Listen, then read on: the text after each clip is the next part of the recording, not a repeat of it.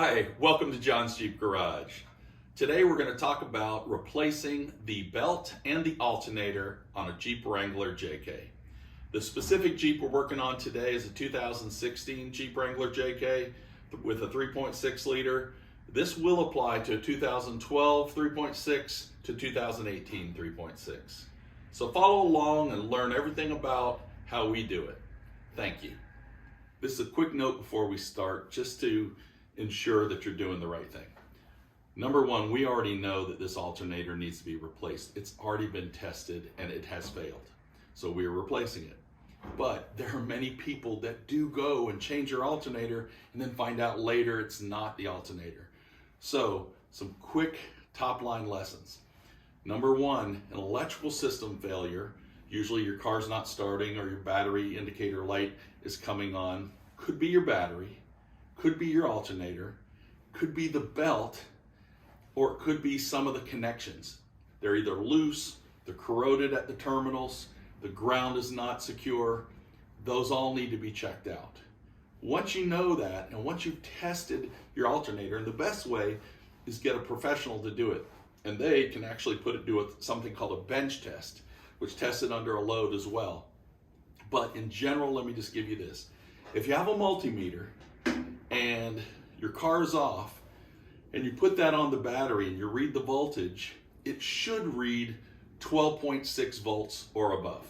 Now, I'm not saying it's going to be close, because I just want you to know 12.6, that's a battery at 100%. So if it's 11 or 11.9 or just 12, know that your battery is not fully charged. The way you test your alternator, or even a parts store would test your alternator, is now your car's running. So your alternator's being turned by the belt and it's charging your battery. And then it's best to put it under the load. Turn your radio on, turn your air conditioning on, and then you test it just like you did your battery, and it should be reading somewhere between, in a general range, is 13.5 volts to 14.5 volts. In general, that's usually a 160 amp alternator. So if it's running less than that, then you may have, I'm not saying you do, but you may have an alternator problem. But get it tested. Understand the problem before you start replacing something you may not need to replace. Okay? That's my note for today. Thank you. All right, so let's talk about a few things. One, we chose the belt that we're going to use, the Continental 4060878. We'll put the details on the back of our video. We also chose for the alternator the Duralast Gold. We chose a new alternator for this vehicle, but you can go to parts stores and get other remanufactured alternators at a lower cost. You do get a core charge for your refund. I think it's somewhere around $10 for your old alternator. You make that choice. Again, this is just the one we're choosing to use in this video. One note, I'm not suggesting every single time you need to replace your belt if you're replacing your alternator, but depending on the last time you replaced your belt, depending on the condition of the belt, you may choose to replace it. Otherwise, continue to use the belt that you have, but we're going to show you how to do both in this video. Okay, the first thing I do is, and this is with a lot of jobs, especially when I'm dealing with electrical, is I'll remove the negative from the battery. You can see this looks more like the OEM fitting. This one is different. So, based on your particular battery, you're going to need either a 10 millimeter or a 13 millimeter to remove it. I'm going to remove it at the post, and the reason is that I keep these little plastic electrical protection caps for posts when you get a brand new battery. And so I just put it on there, separate it the best I can, but that helps me ensure there won't be any accidental contact. And I leave it like this until the job is done. Now, next we're going to remove the engine cover. There's a video we have just on how to remove it, but you basically lift up and you pull out. There's some pressure posts and two hinges in the back, And that's all you need. Set it to side. Just remember that we're going to have to put it back on when we're finished. So this is your alternator. You see why we removed the engine cover? Now we can access that. But something else that gets in the way is the air filter housing and the air intake hose to the manifold. So we're going to remove this, and then we're going to be able to have clear access. Okay, so you're going to need a 10 millimeter. This one's missing for some reason, but you need a 10 millimeter to remove these. And I use either a flathead screwdriver or an 8 millimeter to remove the worm screws holding the air intake hose. Let me show you.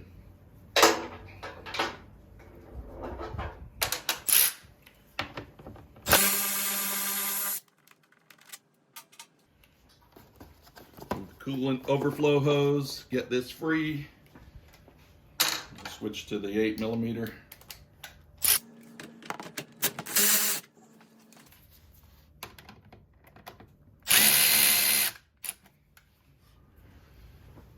So loosen it up.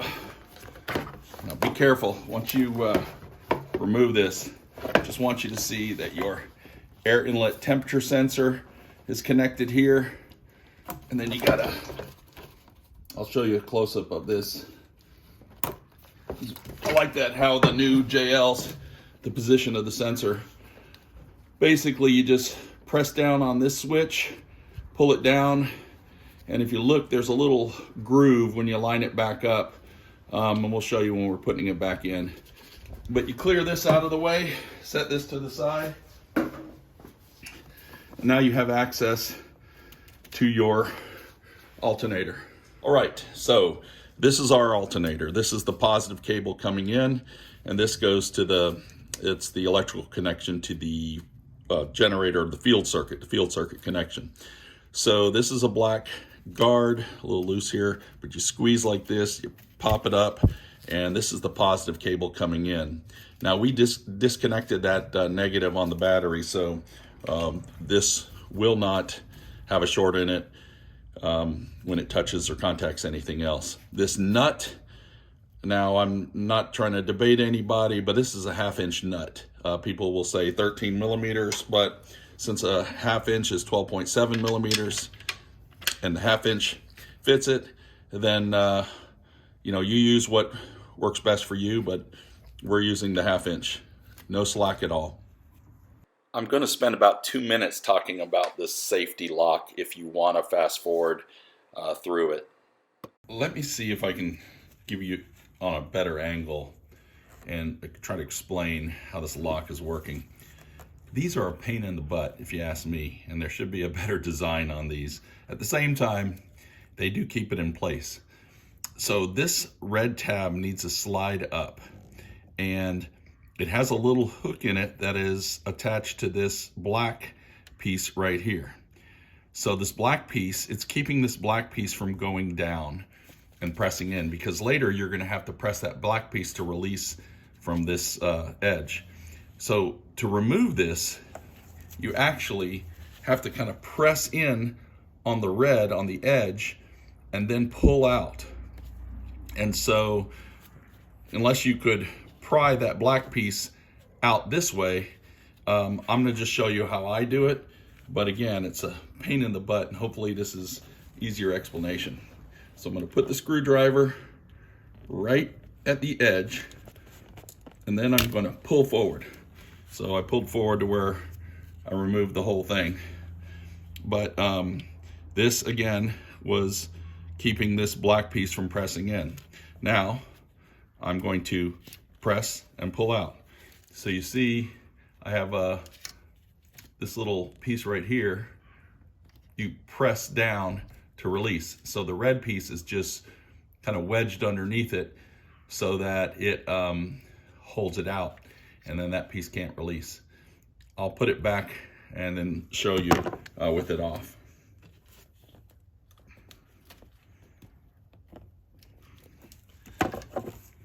So there it is. As I release that black piece, now you see it pulled in, and then I pull it out like that, now that it has movement, and then you can do the same thing. But anyway, that is the whole aspect of this locking mechanism. Okay, I'm going to remove the positive cable with my 1/2 inch.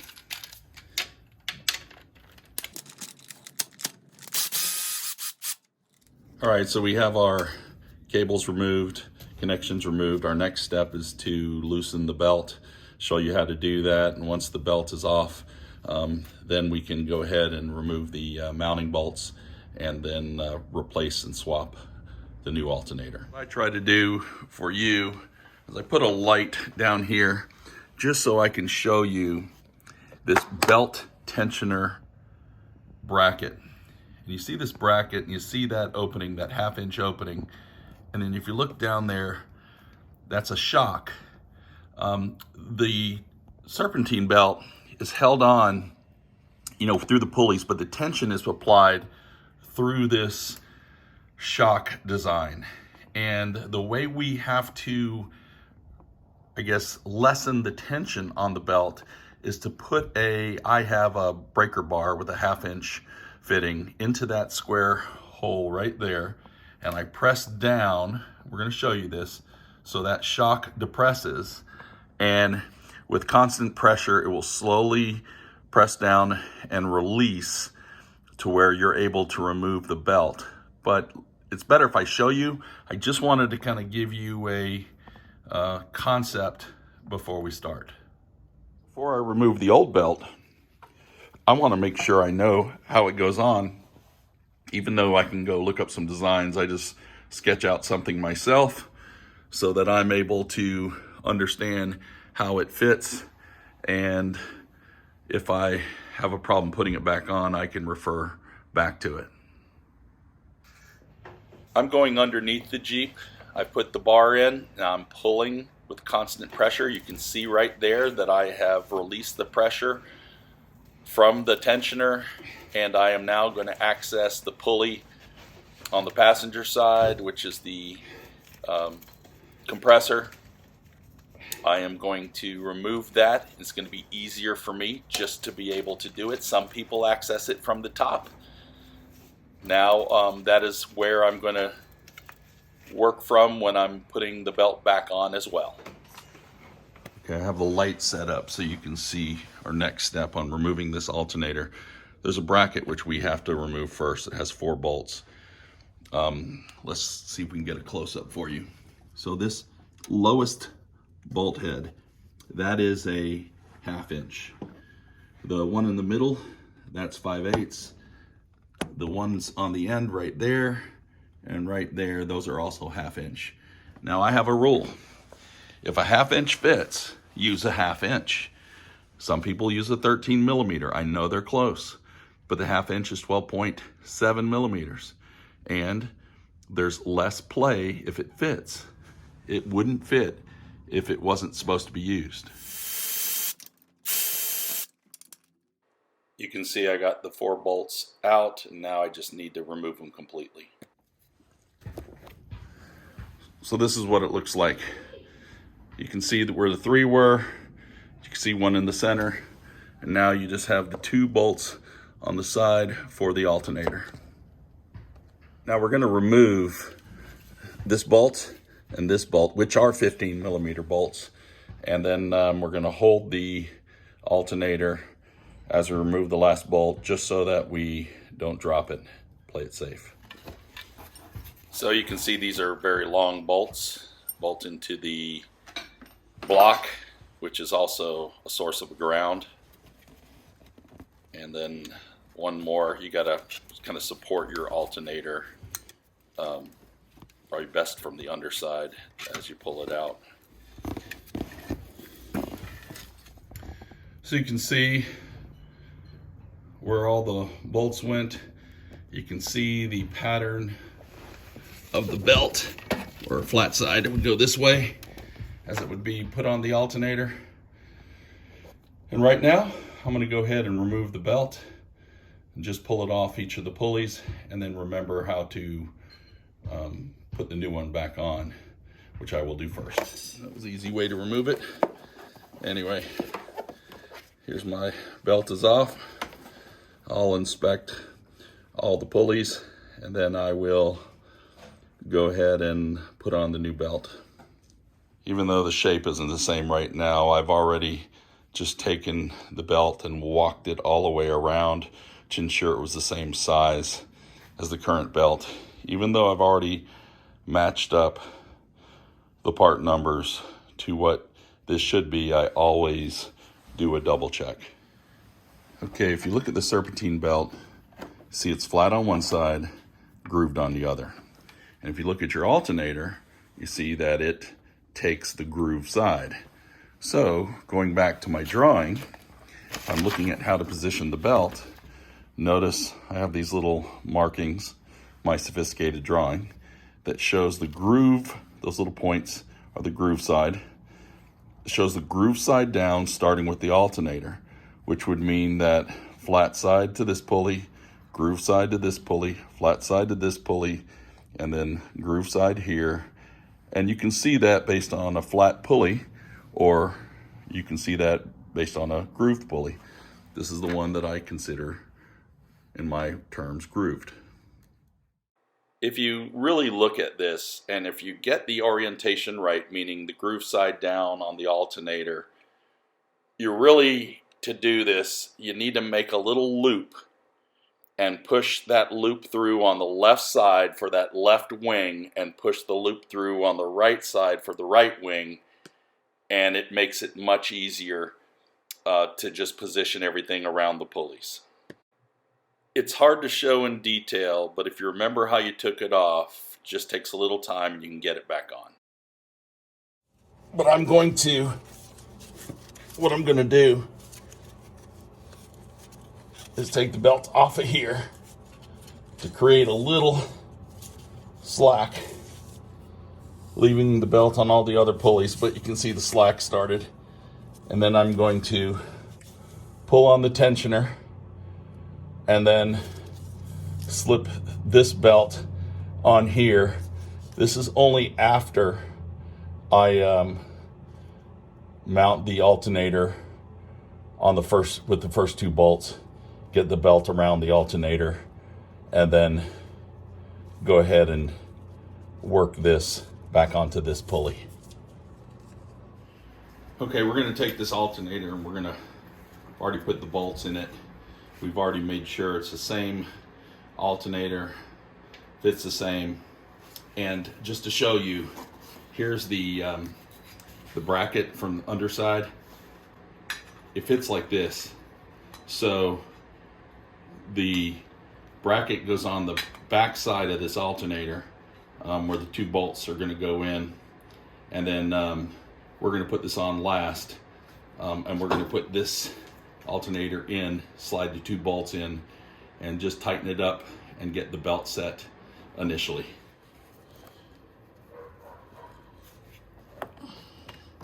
So if you notice, both bolts are in and I'm lining them up with the holes. The belt is on the inside of both bolts, and then the alternator pulley goes underneath the belt so it fits right on top. And then just making sure everything is positioned right before I go ahead and tighten everything up.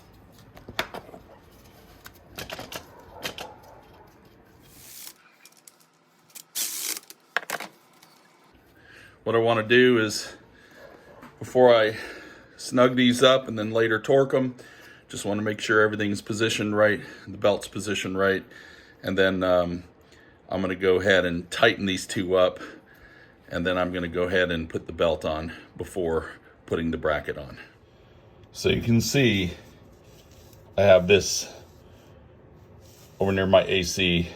I have this one belt loop that's there.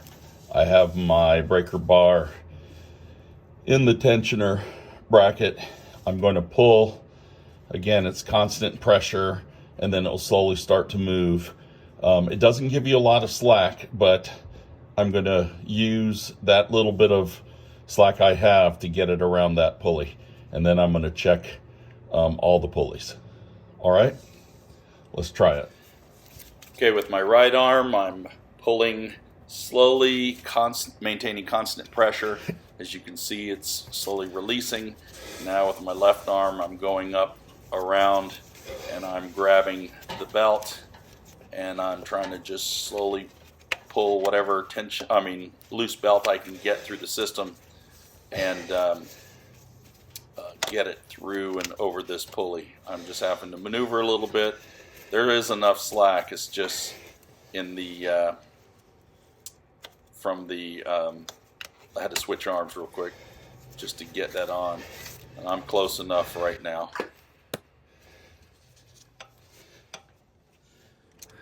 Now what I'm doing is I'm just checking every pulley.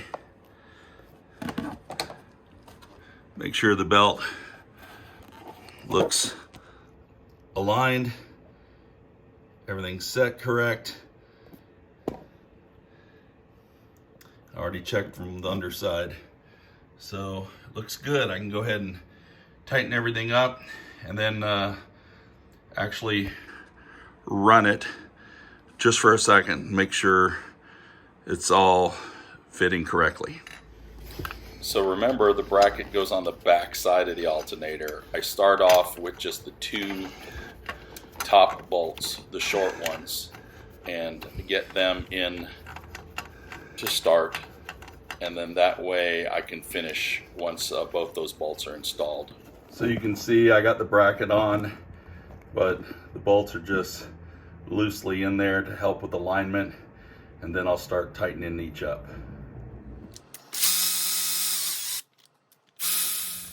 So I torque these top bolts, this one, this one, this one, and this one, to about 43 foot-pounds.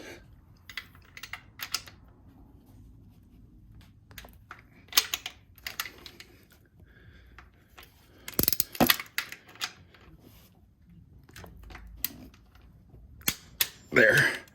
And then this one.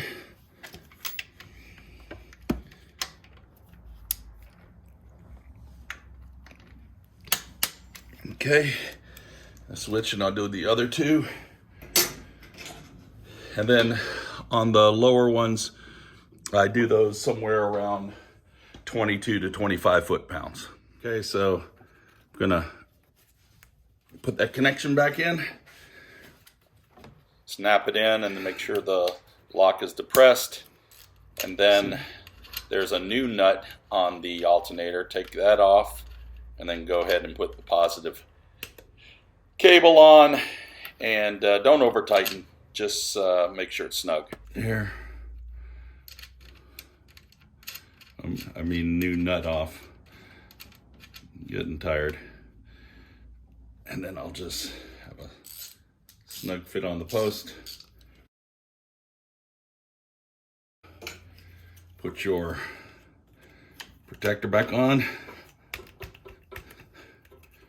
Good, good. Okay, remember we have our air temperature sensor connection we need to put back on correctly. Make sure you have it on the right side. Let it connect. Be careful as you're repositioning not to pull it. And then I always connect to the air filter housing first and then the manifold. Something important, make sure you have your your overflow coolant hose out so it's not caught underneath this. Line everything up. Use your 8mm or flathead screwdriver to tighten the worm screws, and your 10mm bolts to put into the hold down the air intake hose on the radiator mounting bracket, and then clip your coolant hose back in, and then we'll do a test. I still have to put my battery cable back on, remove my safety cap, put the cable back on, oops, tighten up that nut so that I can actually get power to everything and start the car.